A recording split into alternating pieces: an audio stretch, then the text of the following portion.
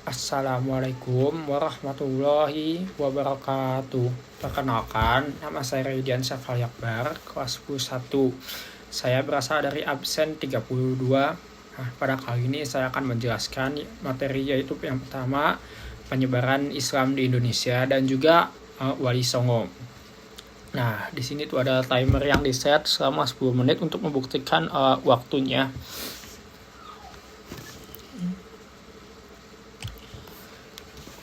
Nah, materi yang pertama yaitu adalah tentang penyebaran Islam. Teori yang pertama yaitu teori Gujarat oleh Snook Hurgrons. Nah, teori ini tuh menjelaskan Islam masuk melalui Indonesia melalui jalur Gujarat atau yang disebut Hindia. Nah, wilayah pertama yang menerima ajaran ini atau yang mengembangkan ajaran ini yaitu kerajaan Samudra Pasai pada abad ke-13. Nah, tapi teori ini tuh tidak menjelaskan lebih lanjut tentang mahjabnya kayak gimana sih, apakah Syiah, Syafi'i, Hambali, dan lainnya. Selanjutnya, yang kedua yaitu ada teori Mekah. Nah, teori ini dikemukakan oleh Bapak Profesor Dr. Buya Hamka. Nah, teori ini tuh menjelaskan bahwa Islam itu masuk langsung dari Arab tanpa perantara seperti jalur Cina, jalur Gujarat. Nah, hal ini tuh dibuktikan dengan berita dari Cina, yaitu dinasti Tang. Nah, berita ini tuh menjelaskan bahwa Islam itu masuk ke Indonesia itu pada abad ke-7 Masehi.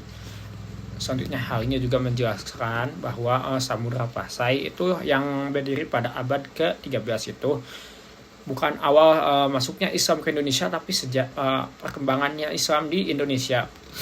Nah, selanjutnya yang ketiga yaitu ada teori Persia. Nah, teorinya dikemukakan oleh Bapak Hussein Jayadiningrat. Nah, teori ini tuh menjelaskan bahwa Islam itu masuk dari Persia yang bermazhab Syiah. Hal ini tuh dibuktikan dengan adanya ejaan Al-Quran yang ada ejaan Persiana. Tapi teori ini tuh nggak kuat, dianggap nggak kuat atau dianggap lemah karena kenyataannya di Indonesia sendiri ini kan bermazhab Syafi'i yang sekaligus ahlu sunnah wal jamaah. Jadi teori ini tuh bertentangan dengan adanya realitas yang ada di Indonesia. Selanjutnya yaitu ada teori Cina oleh Bapak Profesor Slamet Mulyana. Nah, teori ini tuh menjelaskan bahwa Wali Songo itu merupakan keturunan dari Cina. Hal ini tuh dibuktikan dengan adanya kronik Kelenteng Sampokong. Nah, itu tuh artinya penulisan nama-nama mereka dalam bahasa Cina. Contohnya seperti Jinbun, Toh Abo, Tung Kalo, dan masih banyak lagi. Nah, yang terakhir yaitu adalah teori maritim. Teori ini tuh menjelaskan bahwa di Madinah dan di Mekah itu ada sedang terjadi perang. Nah, tapi kegiatan perdagangan itu masih terus berjalan. Nah, contohnya seperti perdagangan di Cina, di Timur Tengah, dan juga di India. Nah, selama kegiatan perdagangan ini, Islam itu dikenalkan sepanjang jalurnya. Jadi, waktu para pedagang ini lewat ke jalur itu, mereka menyebarkan Islam juga. Nah, selanjutnya itu ada tokoh penyebar Islam yang pertama, itu ada Sultan Malik Al-Soleh, Sultan Alauddin Riayat, Wali Songo, lalu ada Datuk Tunggang Parangan, dan selanjutnya ada Sultan Zainal Abidin. Nah, keteladanan dari tokoh penyebar Islam yang harus kita tiru, yaitu yang pertama, hidup sederhana, gigih dalam berjuang, dan menguasai ilmu agama secara mendalam, terutama ilmu yang agama Islam. Lalu mereka itu produktif dalam berkarya, sabar, dan juga menghargai perbedaan yang ada. Dan mereka juga selalu berdakwah secara damai dan tidak menggunakan kekerasan. Nah, selanjutnya yaitu ada materi tentang Wali Songo, yaitu materi di bab 10. Nah, Wali Songo ini adalah tokoh penyebar Islam yang terutama di daerah Jawa pada abad ke-15 sampai 16. Wali Songo ini terutama yang kata wali ini berasal dari kata waliyullah yang berasal dari bahasa Arab. Nah, artinya itu orang yang mencintai dan juga dicintai. Lalu selanjutnya ada kata Songo. Songo artinya 9 dalam bahasa Jawa. Nah, kalau misalkan kata ini digabungkan, artinya wali yang terpuji, yang mencintai dan juga dicintai Allah. Nah, selanjutnya ada apa aja sih langkah strategis yang dilakukan oleh Wali Songo ini sama berdakwah? Yang pertama ada tadrij. Nah, tadrij ini artinya secara bertahap. Lalu ada adamul haraj. Nah, yang artinya ini tidak menyakiti atau tidak menggunakan kekerasan. Nah, selanjutnya ada migrasi keluarga dari bangsa Persia yang bermigrasi ke Indonesia. Yang pertama ada keluarga Alor, keluarga Syiah, keluarga Rumai, dan juga keluarga Jawani. Nah, selanjutnya yang itu dakwah Wali Songo itu mereka menggunakan diskusi tanya jawab, menggunakan keteladanan, terus juga mereka menggunakan bitsar atau ekspansi, dan juga menggunakan silaturahim. Nah, terus juga aku mau jelasin peran-peran Wali Songo dan terutama mereka. Yang pertama itu adalah Sultan Gresik yang memiliki nama Sultan Maulana Malik Ibrahim. Nah, dia tuh disebut sebagai Syekh Maghribi karena ini tuh mengisyaratkan bahwa dia itu keturunan dari Afrika Utara. Nah, dia itu menyebarkan Islam melalui metode dakwah dan juga menghapus sistem kasta pada saat zamannya kerajaan Hindu-Buddha. Nah, pada zaman kerajaannya Majapahit.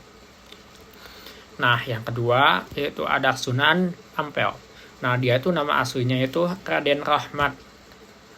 Dia itu menyebarkan Islam melalui politik saat kerajaannya Majapahit. Dia tuh masuk ke dalam politik. Nah, dan dia juga memiliki ajaran Mohlimo yang ada di membahas tentang untuk tidak berjudi, tidak mabuk-mabukan, tidak merokok, tidak menggunakan narkotika, dan juga tidak berzina atau bermain wanita. Selanjutnya yaitu ada Sunan Bonang atau yang ketiga. Nah memiliki nama aslinya itu Raden Makdum Ibrahim.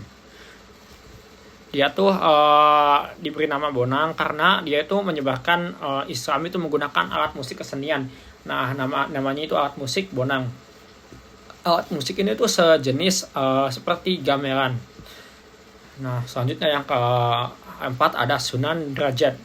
Nah, yaitu nama aslinya itu Raden Qasim. Yaitu menyebarkan Islam melalui dakwah dan juga berbaur dengan rakyat jelata atau yang kita bisa sebut itu rakyat bawah. Lalu dia juga itu memiliki 4 ajaran penting, yaitu yang pertama ada catur piwang nama ajarannya, yaitu memberi tongkat kepada orang buta, memberi makan kepada orang lapar, memberi baju kepada orang telanjang, dan juga memberi payung kepada orang kehujanan. Nah, selanjutnya yaitu ada Sunan Kudus. Nah, yaitu memiliki nama asli Syahid Jafar. Nah, dia itu menyebarkan Islam menggunakan metode dakwah seperti sunan-sunan lainnya, dan juga dia menggunakan metode politik.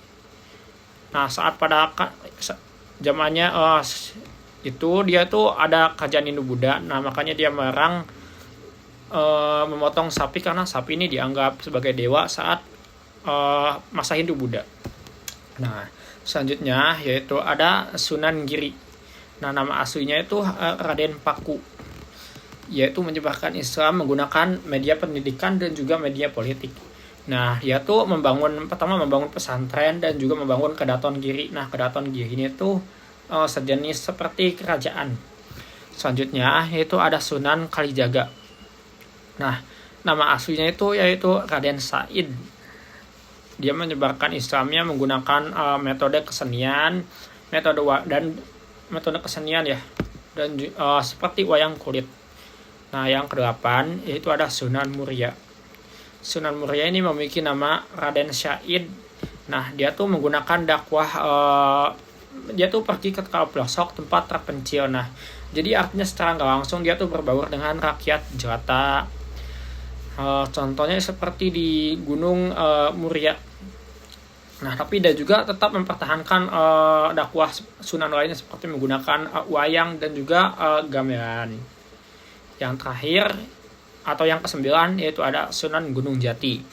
Nama asli, nah ini tuh Sunan yang paling terkenal di Indonesia. Nah, nama aslinya itu Syarif Hidayatullah. Itu juga dijadikan nama UIN, yaitu Unin Sunan Gunung Jati.